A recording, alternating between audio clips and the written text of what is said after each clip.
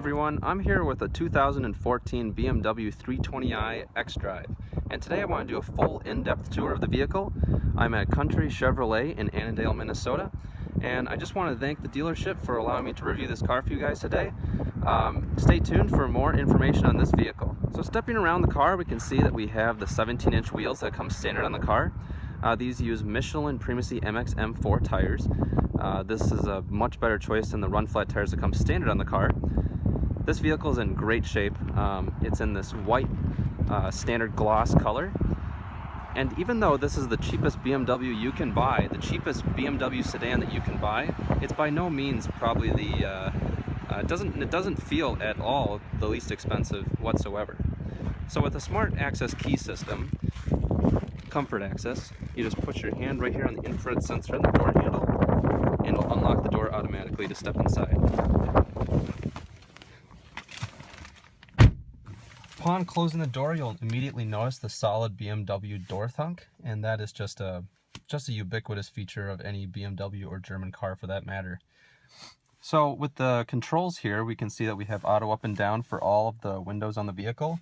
And then we also have a lockout switch right here, so you don't have children that want to open up any of the switches in the back seat or the passenger seat. With the premium package of the vehicle, it comes with fold mirrors, and you just press this button left of the switch control, and it'll fold in the mirrors. Well, if the vehicle is on, for instance. So let's turn it on, and then we'll try folding the mirrors, and they fold automatically. You can program that so that those will actually fold and unfold automatically every time you unlock and lock the vehicle. So giving a tour of the inside of the car, we can see just how good of materials actually go into building this vehicle's interior. So we have soft touch materials all up on the upper dash here. We also have chrome accent door handle, as well as chrome accents throughout the vehicle that do look a little bit like a little bit cheap, and I would recommend getting a more expensive type of look to it, but still it does not look bad at all, and it seems to fit the interior ambiance. In fact, with the soft touch materials all across the dash here, as well as the black leather seats inside the car, I think the silver goes really well with the interior, and I'm kind of a big fan of it. Going off of the interior fit and finish of the car, we see that we have a leather wrap steering wheel standard, and because this car is the premium package, we have heated seats, auto dimming rear view mirror with a compass, and we also get a sunroof, leather seats that are also heated. Now pleather, which is a VTEX leatherette type of material, comes standard on the car, and it feels very, very nice. It doesn't actually feel like it's fake leather or anything, and many expensive cars use this standard because it actually wears better over time than real leather, and these seats will probably look the same like this just as in 100,000 miles from now as they do now. Going across the gauge cluster, we can see that we have the gas gauge on the left, the speedometer and tachometer right in the middle, and the temperature gauge on the right. We also have the menu in the middle here, and those different types of menu options can be selected by pressing this BC with the arrow to the right. So just press inwards on this stalk, and that will actually switch the display between the different modes that the car can show, which is very neat, and that's how you can switch between different information on the vehicle. Left of the steering wheel, we can see that we have the headlight controls with the automatic function right here for the headlights, the complete off function right here, the parking lights, as well as the main headlight on control switch. We also have the interior illumination and how dim or how bright you want the interior lights to be, as well as the fog light button left right here. If you have a European model, you'll have a rear fog light button right here. And also we can tell on the door panel we have soft touch materials that go all the way down the interior, so basically all the way down to the bottom of the doors, it's all soft touch. So that's one thing BMW didn't skimp on at all within this car, and that is the interior fit and finish. You have rubberized materials right here, all along all the vent controls, all across the dashboard, and just on every switch and every click of this feature here, it seems like everything just has this rubberized and very durable feel to it. Coming across the center console here, we can tell that we have the electronic stability control and traction control button right here. If you want to have the car in dynamic sport mode, so that means that the traction control is disabled slightly and the stability control remains on, you just have to press the button once. But if you want to have the system and the traction control and the stability control completely off, just hold the button for 10 seconds. Now to select between your different drive modes, you can select them using this toggle switch right here, and you can have sport mode, which will show up right here, and in the iDrive control system it'll show a red vehicle and what kind of different things it'll change, like engine and transmission wise in the car. Toggling down, we can select comfort mode, which is the default mode of the vehicle. And then toggling even further down, we have Eco Pro, and Eco Pro will actually show you, give you an extra menu item right here in the center. And in the center, it'll show you that what kind of mileage, if you're getting really good gas mileage, how many miles on a tank it'll actually add by driving reasonably well. And it'll give you tips and reminders on how to drive, and it'll give you a little warning at like 75 miles per hour. You can actually change that manually, but a certain speed, and to tell you to drive more efficiently if you exceed a certain speed in Eco Pro mode. It'll also dial back on the accelerator pedal response, but if you do kick down the accelerator like you need full power, it will give you full power no matter what if there's an emergency situation where you do need full engine power. Now this vehicle, since it has the premium package, it also has the keyless comfort access system, and that is just activated by putting your foot on the brake and starting the engine. And the car starts up right away. Gives you your familiar chime, and that chime can actually be adjusted for its volume no matter what, where it goes off. You also have the auto start stop button, which is right next to this start stop button right here. So stop start will actually turn off the engine at stoplights, and then it'll restart it as soon as you let off the brake pedal to reaccelerate. If you want to have that system off, just as soon as you turn on the engine, just press the off button for that thing, and it'll show up right here on the cluster, and it'll show you that that system's off. The radio controls are very easy to use, and iDrive is actually surprisingly easy to use as well. You have you have a lot of different types of options right here. You can select between media, radio, telephone, navigation, office, connected drive, vehicle info, and settings. Within settings, you can adjust like what speed the door locks go, turn on, and different things like that. Just give you a brief display here. Instrument cluster, control display, the time and date. You can change all the units for your speed, your temperature, your climate control settings. Touchpad, so what can the touchpad do on the iDrive controller? Can it realize, can it figure out different letters that you're inputting for a navigation destination, and such features like that.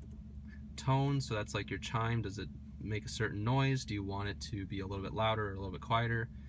Speed controls, so that means like speed warnings at certain speeds to make sure that you don't go over the speed limit too much. Climate settings, lighting settings, so like interior dome lights, how bright are they? Do the lights come on when you unlock the vehicle from a distance? Do the lights flash on the outside when you unlock and unlock the car? Eco Pro mode, you can select whether or not it gives you tips to drive better, as well as just try to figure out exactly like how to drive more efficiently. Doors and keys, so once again that has a lot to do with when you open the door, what lights come on when you exit and enter the vehicle, things like that. Profiles and software updates, usually you don't have to touch too many of those. You know, you just have a lot of different things, and that's just the settings menu. So once you get into like vehicle info, that can tell you how many miles it has, what the trip computer is, what the tire pressure is, what the settings are, if the engine oil level is good, all such features like that to make sure that you're always in control of the vehicle and that the vehicle is operating properly. Office, so you can have memos in there, voice memos, reminders for yourself. You can set timers on when you want those memos to reappear on the displays so you never forget, kind of like reminders on your iPhone. And then you also can store contact information such as your contacts for business associates or family members or friends within your office setting within the navigation system here. You have your navigation system itself, which you can basically see exactly where you are and input destinations to wherever you want to go. Telephone settings, you also have voice activated telephone settings via a button on the steering wheel that I'll show you in a little bit. And the radio settings, AM, FM, satellite radio, as well as HD radio capability, which this car has. And then multimedia, so that kind of switches between your USB port, your phone docking system, as well as your aux input jack. When we come over to the steering wheel here, we can see we have the cruise control settings to the left of the BMW emblem.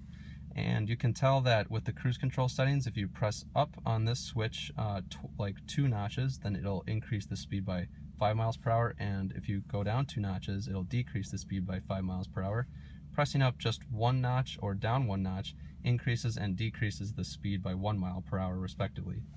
On the right side we can switch between the modes, so this will kind of switch between your radio settings, your AM, FM, or your aux input, phone docking system if so equipped, as well as your USB input as well. Then you have your volume up and down switches right here, and you can toggle between different radio stations right here. This, you can control all your phone and vehicle settings via voice control, which by pressing this button and saying a command. Then you have your phone button. You go straight to your phone button right here to dial, so that way you don't even have to say call when you turn on the voice command system. You just press the phone button and it'll automatically ask you what number you want to put in. Coming down to the center console here, we see that we have a center console, and this car has a docking system for an iPhone. And that is just an optional feature that BMW allows if you're ordering one of these vehicles from Germany. You have an aux input jack right here, as well as the USB port. So that's really nice that BMW offers that, but not a lot of center console storage for the most part. Most of the storage is kind of reserved for the doormat pockets, because there is a ton of space within these doormat pockets that you could fit a good couple bottles, maps, different things in there. The interior of these door pockets is lined in felt, so that's really nice. And going over to the glove box area here, we can see that it's a very large glove box that can hold the owner's manual, and basically probably like 5 owner's manuals, honestly. It's that big, and it's lined with felt, so it's really nice. You can lock out the trunk from this inside of here, so that way people can't open the trunk with the key fob. They would have to actually have a physical key to unlock the glove box and to open up the trunk. So you can lock your trunk here if you're dropping your car off at a valet system of some sort. You got heated and cool glove box, because the air vent actually passes within the glove box, so you can heat or cool something in there. It's just a really nice overall glove box in general. It has a very solid sound as well. Alright, so let's take a look at the back seat now. To unlock and lock the doors, you got to press this center unlock button up here, which is a little unorthodox, but I just locked the doors. Press again to unlock all the doors.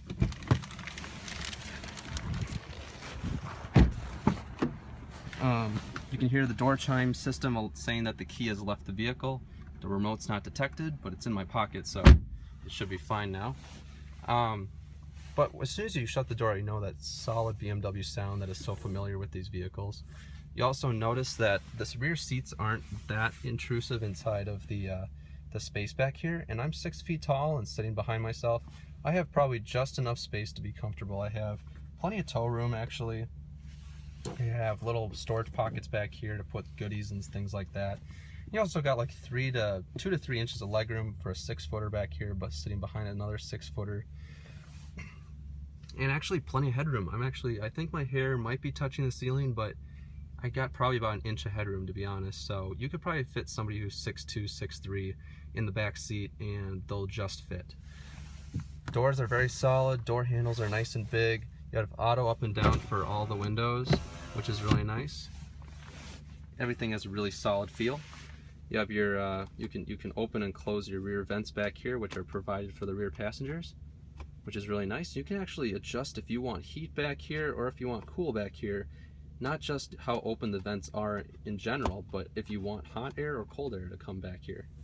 You also have a 12-volt power outlet to charge like a phone or other device. And then you have a center armrest right here. And to open the cup holders, as with any German car, the cup holders in the back seat are really unique. And in this car, you just press it and they pop open like that. So that's a really nice feature that BMW included for the rear seat passengers. Overall, the space back here is actually quite good, and I'm really surprised at how well the BMW 3 Series fits all people of all sizes. Stepping around to the rear of the vehicle, we can see a single exhaust pipe denoting the single turbo engine that this car has. It's a twin scroll turbo, 4-cylinder model.